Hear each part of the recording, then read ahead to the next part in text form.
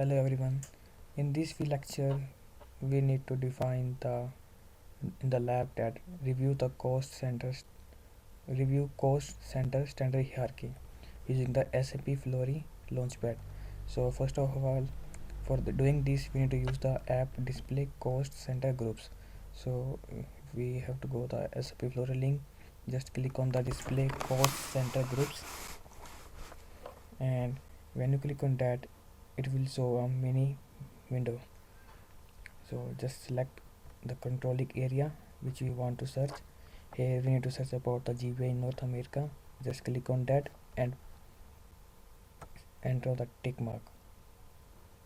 When you click on the tick mark, then press continue, and it will show the information about this. You can see that the standard hierarchy there. If you drop down, you will get the more information about the subtrees. You can see it's a very lengthy to tick one by one, or you can expand the tree by just clicking, by just enter more, edit and expand subtrees. It will expand all the trees and subtree just clicking one click, you can see. So in the question, what he say research, he said what is the N500. So when you scroll down,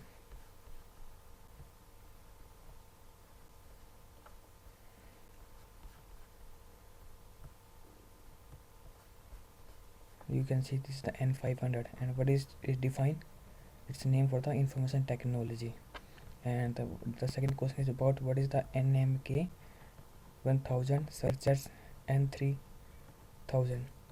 So when you search, you need to collapse the subtree because we already expand the subtree. I already did in the second window, and you can see here is the N300, and this is so the NA marketing cost. So you got the answer. And when you do the second step is regarding the display cost elements. I already did all the step and attached the screenshot in the file, and you can see the answer here. Here we meant what is the assigned controlling area, it's a labor expenses and at all. And in the week lecture we learned about the BPR. It is known as the business process re-engineering, and some how it implemented in the ERP.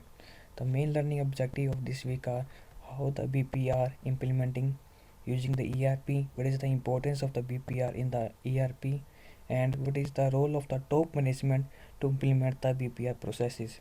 Also, we learn how the BPM and the BPR relate to each other.